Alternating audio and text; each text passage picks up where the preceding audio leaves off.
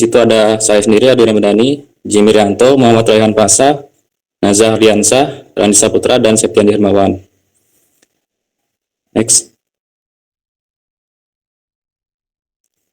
Untuk topik pembahasan, yang pertama ada pentingnya UU ITE, sanksi pelanggaran UU ITE, keterbatasan UU Telekomunikasi dalam mengatur penggunaan teknologi informasi, dan kesimpulan.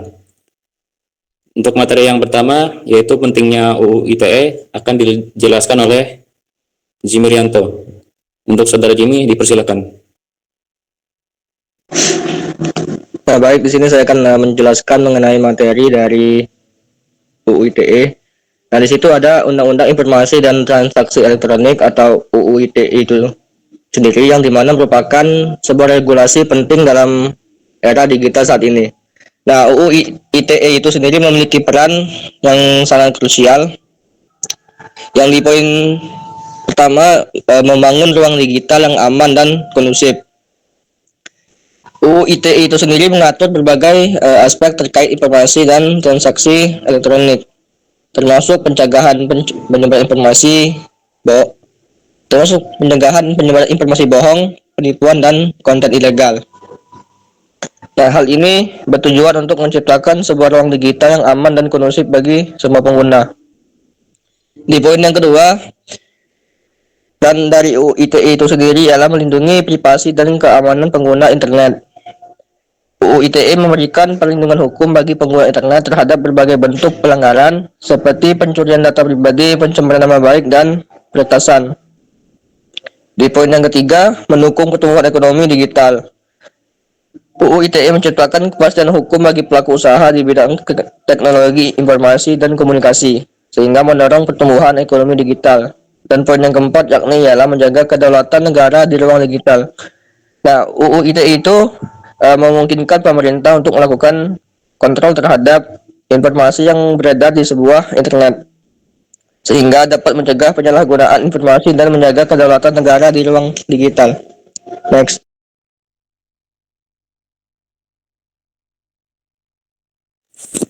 Baik, terima kasih untuk saudara Jimmy. Next. Selanjutnya ada materi tentang sanksi pelanggaran UU ITE yang akan dijelaskan oleh Randi Saputra. Untuk saudara Randi, dipersilakan. Ya, pelanggaran terhadap Undang-Undang ITE dapat dikenakan sanksi pidana dan atau denda. Sanksi pidana yang diatur dalam Undang-Undang ITE bervariasi tergantung jenis pelanggarannya, dengan hukuman maksimal 6 tahun penjara dan atau denda sebuah 1 miliar rupiah. Berikut beberapa contoh pelanggaran Undang-Undang ITE dan sanksinya. 1. Pasal 27 ayat 3, yaitu menyebarkan informasi bohong dengan ancaman hukuman maksimal 6 tahun penjara dan atau denda sebesar 1 miliar rupiah.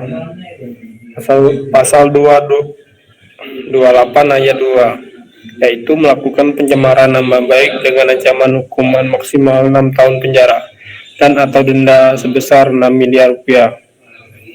Pasal 40 ayat 2, melakukan peretasan dengan ancaman hukuman maksimal 7 tahun penjara dan atau denda sebesar 7 miliar.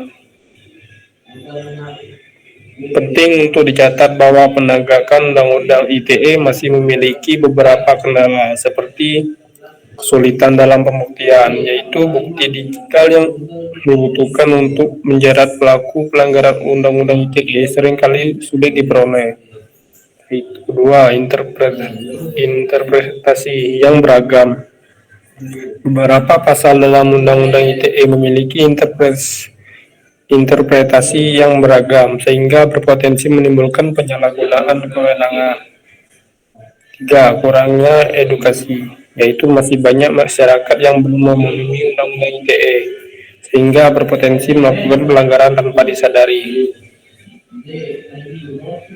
Terima kasih untuk saudara Randi Saputra. Untuk materi selanjutnya tentang keterbatasan UU Telekomunikasi dalam mengatur penggunaan teknologi informasi akan dijelaskan oleh saudara Muhammad Raihan Pasa. Dipersilakan. Baiklah, untuk Undang-Undang Telekomunikasi, UU Telekomunikasi mengatur tentang penyelenggaraan telekomunikasi untuk infrastruktur jaringan dan layanan telekomunikasi. UU Telekomunikasi memiliki keterbatasan dalam mengatur penggunaan teknologi informasi karena fokus pada infrastruktur dan layanan. UU Telekomunikasi lebih fokus pada pengaturan infrastruktur dan layanan telekomunikasi dan tidak secara spesifik mengatur tentang konten dan aktivitas di internet. Yang kedua, perkembangan teknologi yang pesat. Perkembangan teknologi informasi yang pesat seringkali mendahului peraturan yang ada, sehingga UU Telekomunikasi mungkin tidak dapat mengikuti perkembangan tersebut. Yang ketiga, ada kurang komprehensif. UU Telekomunikasi tidak mengatur secara komprehensif tentang berbagai aspek terkait pengguna teknologi informasi seperti privasi data, keamanan cyber, dan hak-hak pengguna internet. Oleh karena itu, UU ITE diperlukan untuk melengkapi UU Telekomunikasi dalam mengatur penggunaan teknologi informasi di Indonesia. UU ITE secara khusus mengatur tentang informasi dan transaksi elektronik sehingga dapat mengatasi keterbatasan UU Telekomunikasi dalam hal ini. Terima kasih untuk Saudara Rehan, dan materi yang terakhir yaitu kesimpulan akan dijelaskan oleh Saudara Septiandi Hermawan. Untuk Saudara Septiandi Hermawan dipersilakan. Baiklah, terima kasih atas kesempatannya. Sini saya akan menjelaskan jadi kesimpulan yang didapatkan dari materi yang sudah jelaskan tadi, yaitu Undang-Undang ITE merupakan regulasi penting dalam era digital saat ini. Undang-Undang ITE memiliki peran krusial dalam membangun ruang digital yang aman dan kondusif, melindungi hak-hak pengguna internet, mendukung pertumbuhan ekonomi digital, dan menjaga kedaulatan negara di ruang digital. Penting untuk meningkatkan edukasi kepada masyarakat tentang Undang-Undang ITE dan memperkuat penegakan hukumnya. Selain itu, perlu dilakukan harmonisasi antara Undang-Undang ITE dan Undang-Undang Telekomunikasi agar dapat secara komprehensif mengatur penggunaan teknologi informasi di Indonesia. Dengan menggabungkan kedua materi tersebut, materi kuliah Anda menjadi lebih komprehensif dan mendalam dalam menjelaskan pentingnya Undang-Undang ITE, sanksi pelanggarannya, dan keterbatasan Undang-Undang Telekomunikasi. Semoga materi ini dapat memberikan pemahaman yang baik kepada para mahasiswa. Terima kasih. Terima kasih Saudara Septiandi. Baik, terima kasih. Itu semua adalah penjelasan tentang materi UU ITE dari kami. Selanjutnya kami membuka sesi tanya jawab. Untuk teman-teman yang ingin bertanya atau kurang mengerti, silakan bertanya.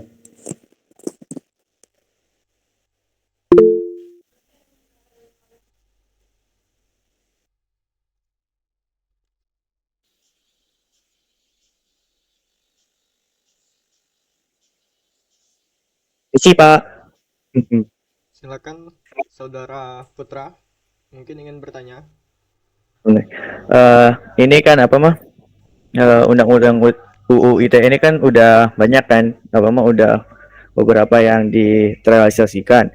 Nah, sebutkan contoh kasus apa saja yang telah melanggar undang-undang ITE ini dan apakah sanksi tersebut sesuai dengan apa yang tertulis di undang-undang ITE ini.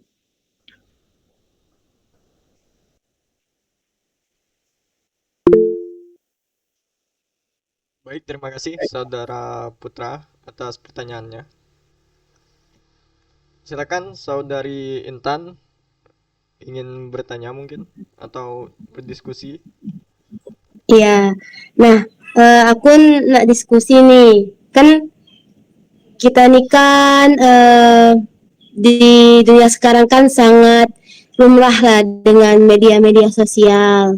Nah, apalagi dengan penyebaran kayak foto, gambar melalui media-media sosial. Nah, untuk tuh kan banyak tuh informasi atau dokumen elektronik yang memiliki muatan yang melanggar keasusilaan yang dapat diancam oleh pidana. Salah satunya nih kan kalau di WhatsApp nih kan ada fitur bikin stiker WA ya, stiker misal dari foto kita bisa bikin stiker lalu dikirim ke grup-grup. Nah, kemarin tuh aku juga lihat di TikTok tuh ternyata bikin-bikin stiker tanpa sepengetahuan orang yang bersangkutan tuh ternyata melanggar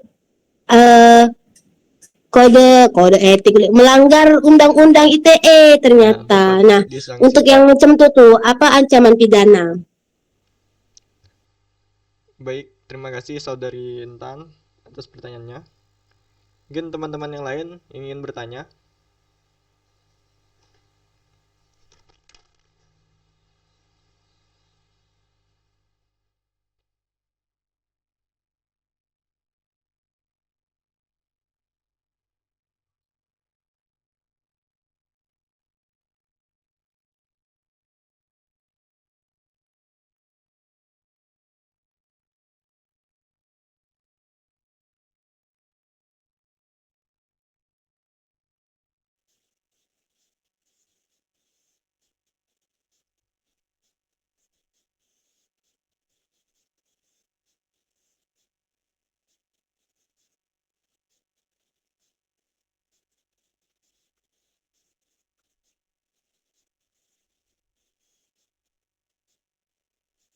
Di sini teman-teman, saya ingin menjawabkan pertanyaan dari Saudara Putra. Tadi pertanyaannya, contoh kasus ITI dan apakah sanksinya sesuai dengan Undang-Undang ITI itu sendiri.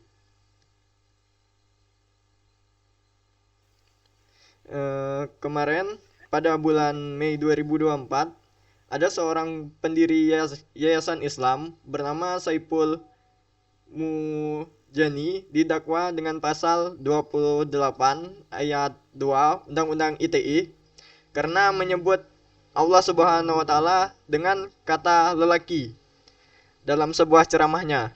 Ceramahnya tersebut direkam dan dibagikan di media sosial yang kemudian menemui kecaman dari banyak pihak. Ini menyangkut Undang-Undang ITI yang dilanggar, yaitu Saiful didakwa dengan pasal 28 ayat 22 UTI, Undang-Undang ITI yang melanggar penyebaran informasi yang bertujuan untuk menimbulkan rasa kebencian atau permusuhan antar kelompok masyarakat berdasarkan suku, agama, ras, dan golongan. Kesesuaian sanksi pada pasal 28 ayat 2 Undang-Undang ITI mengatur sanksi pidana penjara maksimal 6 tahun atau denda maksimal 1 miliar. Nah, pertanyaannya, apakah sanksi yang didakwa kepada Saiful sesuai dengan Undang-Undang ITI? Kasus ini masih dalam proses persidangan, sehingga belum ada putusan yang final. Namun, beberapa pihak menilai bahwa dakwaan terhadap Saiful terlalu berlebihan dan tidak sesuai dengan konteks ceramahnya.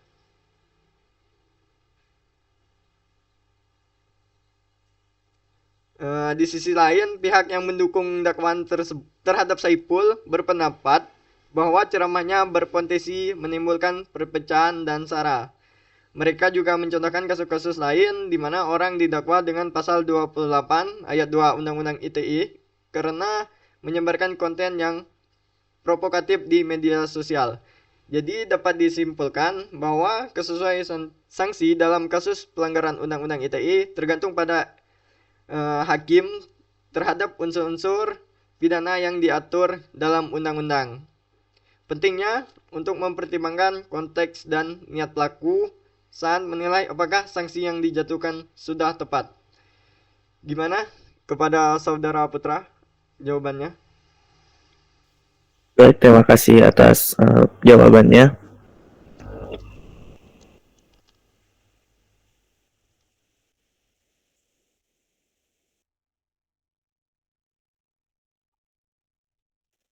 Ingin menambahkan juga, bukan menambahkan sih, ada pertanyaan lain di pikiran saya. Bagaimana sih kita kan ada kekurangan, belum tahu sih ya, mungkin penduduk luar nggak tahu apa itu undang-undang ITE itu kayak gimana, ada yang tahu batasannya kayak gimana, ada yang nggak tahu cara bertutur kata di media sosial gimana. Apa sih tindakan kita sih eh, untuk mengedukasi lah kepada masyarakat sekitar tentang eh, undang-undang ini.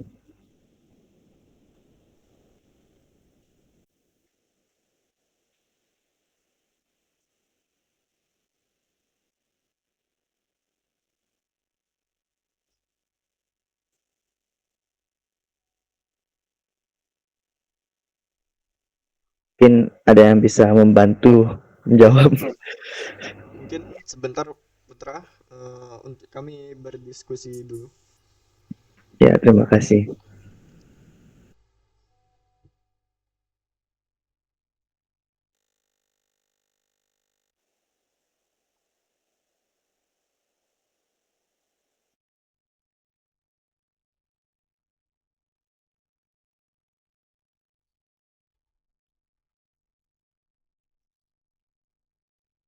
Mungkin di sini saya mencoba menjawab dari pertanyaan Saudari Intan terlebih dahulu. Pertanyaan tadi menyinggung bagaimana apa pelanggaran yang dapat diberikan kepada orang yang membuat stiker WA itu tanpa izin gitu. Ya, betul. Karena kasus ini banyak terjadi. Ya, betul sekali. Membuat stiker WA sembarangan menggunakan wajah orang lain berpotensi melanggar Undang-Undang ITE, khususnya Pasal 32 ayat 1 dan Pasal 27 ayat 3. Pasal 32 ayat 1 Undang-Undang ITE melarang setiap orang dengan sengaja dan tanpa hak mengubah, menambah, mengurangi, menyembunyikan, menghilangkan, memindahkan, memanipulasi, dan memalsukan informasi elektronik milik orang lain. Sedangkan pasal 27 ayat 3 Undang-Undang ITE melarang setiap orang dengan sengaja dan tanpa hak mendistribusikan dan atau mentransmisikan informasi elektronik dan dokumen elektronik yang berisi muatan yang melanggar hukum. Nah, untuk sanksi pembuatan wajah pada stiker WhatsApp itu penjara maksimal 8 tahun atau denda maksimal 2 miliar berdasarkan pasal 32 ayat 1 Undang-Undang ITE. Penjara maksimal 6 tahun atau denda maksimal 1 miliar berdasarkan pasal 27 ayat 3 Undang-Undang ITE.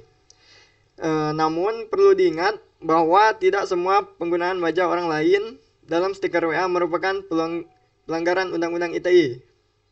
Berikut ada beberapa pertimbangan yang dapat membantu menentukan apakah ada pelanggaran Undang-Undang ITE atau tidak.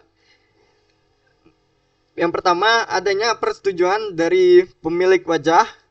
Izin dari pemilik wajah merupakan faktor penting. Jika ada izin, kemudian kemungkinan pelanggaran Undang-Undang ITE menjadi kecil. Konteks penggunaan stiker digunakan untuk tujuan apa? Apakah untuk hiburan, kritik sosial, atau hal lain? Konteks penggunaan dapat membantu menentukan apakah ada niat jahat atau tidak. Dampak penggunaan stiker, misalnya apakah stiker tersebut menimbulkan kerugian bagi pemilik wajah? Apakah stiker tersebut bersifat menghina, mencemarkan nama baik seseorang, atau merugikan reputasi pemilik wajah? Gimana, Saudari Intan? Ya, mantap, bagus. Seperti itu. Jadi buat teman-teman yang mungkin sering bikin stiker-stiker WA tuh hati-hati, 2 miliar denda. Ya, soalnya dapat terkena Undang-Undang ITE. Ya, baik. Terima kasih kelompok. Nah, Ya, sama-sama, Saudari Intan.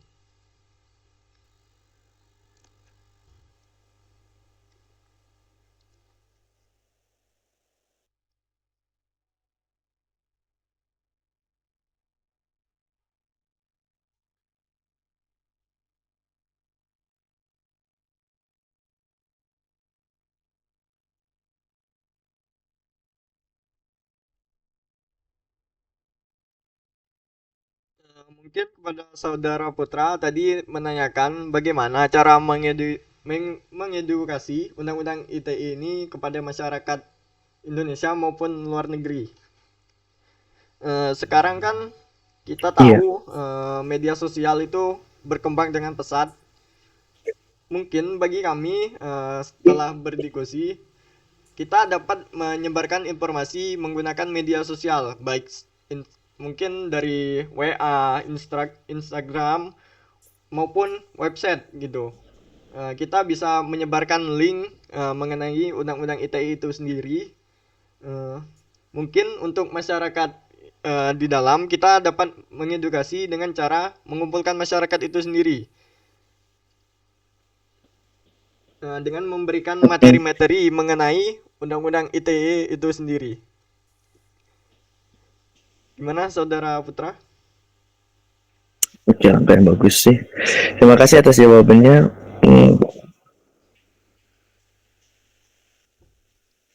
Mungkin teman-teman yang lain yang ingin bertanya.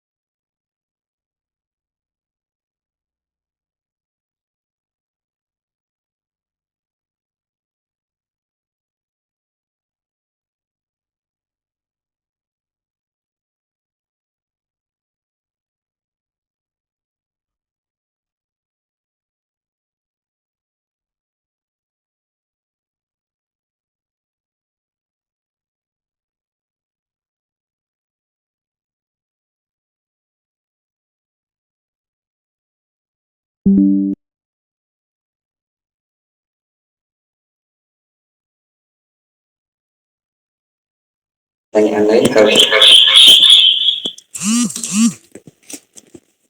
Baik, karena sudah tidak ada yang bertanya lagi, mungkin kami akhiri sampai sini aja. Untuk absen, apakah Saudara Putra berani mewakili KM? Oke, sudah. Sudah di absen ya? Saya melihat dari yang hadir aja nih. Oke, baiklah. Mungkin sampai situ aja. Assalamualaikum warahmatullahi wabarakatuh. Waalaikumsalam warahmatullahi wabarakatuh. Selamat Lebaran.